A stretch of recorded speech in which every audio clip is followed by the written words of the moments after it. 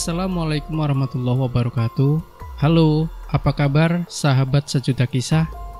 Senang sekali kami bisa kembali hadir menjumpai Anda. Tentunya seperti biasa akan menghadirkan kisah-kisah nyata yang menarik, seperti kisah berikut ini yang sudah kami siapkan untuk Anda, berjudul Pengalaman naik bis dihalangi kuntilanak alas roban.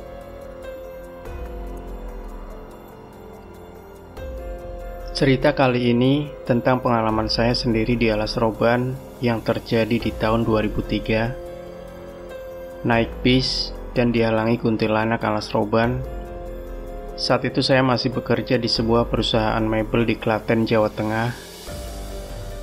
Setiap Sabtu malam saya pulang ke Batang, dan setiap Minggu malam saya berangkat kerja ke Klaten menggunakan bis. Biasanya saya naik bis dari Batang antara jam 12 sampai jam 02 dini hari dengan cara menyetop bis-bis jurusan Jakarta Solo atau Jakarta Jogja yang melintasi jalan Pantura Batang dan tentu melewati alas roban. Ya, pokoknya sedapatnya, gak milih-milih, kadang dapat bis AC, kadang pula dapat bis ekonomi. Nah, suatu hari saat saya mau berangkat ke Klaten, saya nyetop bis nggak dapat dari jam 12 malam sampai jam 3 pagi. Aduh, begadang di pinggir jalan Pantura.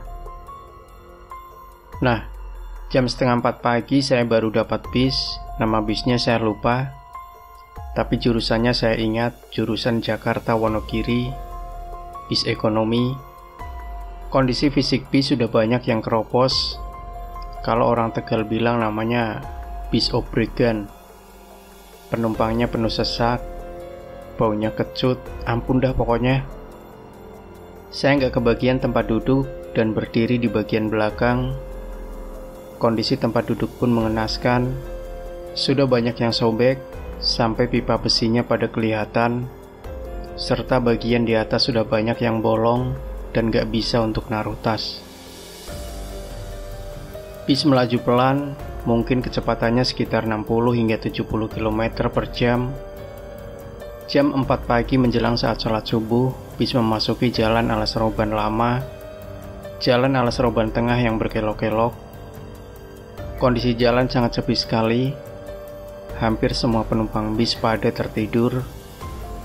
Sementara saya berdiri sambil pegangan pipa besi yang nempel di atas kabin bis. Walau badan terasa capek dan ngantuk, tapi tetap nggak bisa tidur dengan kondisi berdiri. Saat saya sedang melihat pandangan di sekitar sebelah kiri bis, saya melihat sesuatu yang aneh. Ada bayangan putih, bentuknya seperti orang memakai gaun putih panjang, tetapi berjalan di awang-awang, melintas di samping bis dengan santainya kuntilanak alas roban. Mak perkitik. Saya tengok-tengok ke kanan dan ke kiri. Maksud hati ingin menunjukkan ke penumpang lain bahwa ada penampakan di sisi kiri bis. Namun semua penumpang bis pada tertidur dengan lelap. Saat saya kembali memandang keluar di sisi kiri bis, ternyata bayangan putih masih ada di situ.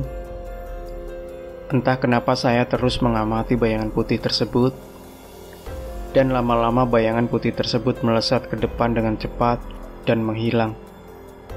Bis berjalan seperti tertatih-tatih melewati tanjakan dan kelokan. Pandangan mata saya alihkan ke depan bis. Di depan sekitar 20 meteran ada truk dengan muatan berat berjalan seperti merayap pelan.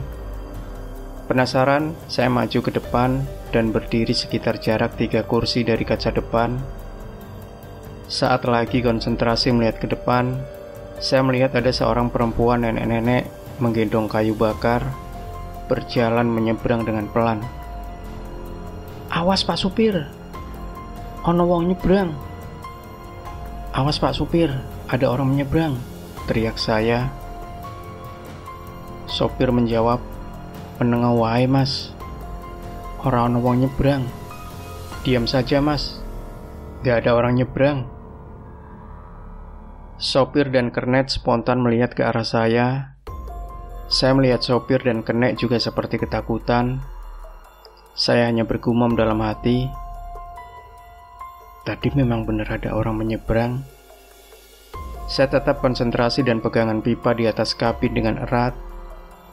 Saat bis mendahului truk dan posisi sudah tepat berjejer dengan truk, tiba-tiba si kernet menunjuk ke kaca depan supir sambil mulutnya berkata tidak jelas, buset, kuntilanak mas bro, nempel di kaca depan supir. Anehnya, si sopir tidak melihatnya, tapi malah melihat ke arah kernet dan berkata, "Ono opo Kang?" "Ada apa Kang?" Kuntilanak alas yang nempel di kaca tiba-tiba lenyap, dan saya melihat di depan bis sekitar jarak 50 meteran, ada truk dari arah depan, udah semakin dekat. "Awas Pak Sopir, ono truk, awas Pak Sopir, ada truk di depan."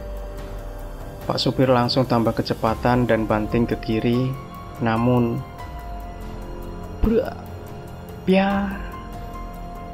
bagian bis sebelah kanan belakang terhantam bak truk. Ya Allah, ya Allah.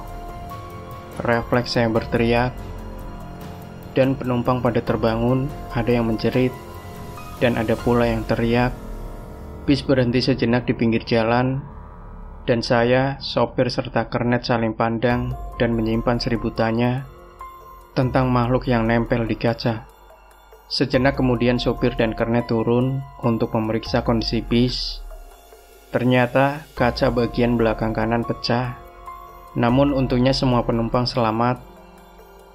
Sopir dan kernet berdiskusi sejenak, dan akhirnya bis tetap jalan pelan dengan kondisi kaca belakang pecah. Sampai di rumah makan seberang terminal Baurekso Kendal, bis berhenti, dan kaca yang pecah diakalin dengan cara diganjel bambu serta diberi plastik tebal. Haduh, pengalaman yang menegangkan dan mengerikan. Demikian sahabat sejuta kisah. Jangan lupa berikan komentar Anda, like, share video ini, subscribe channel Sejuta Kisah, dan kembali nantikan kisah-kisah nyata terbaru dari kami setiap harinya. Sampai jumpa. Wassalamualaikum warahmatullahi wabarakatuh.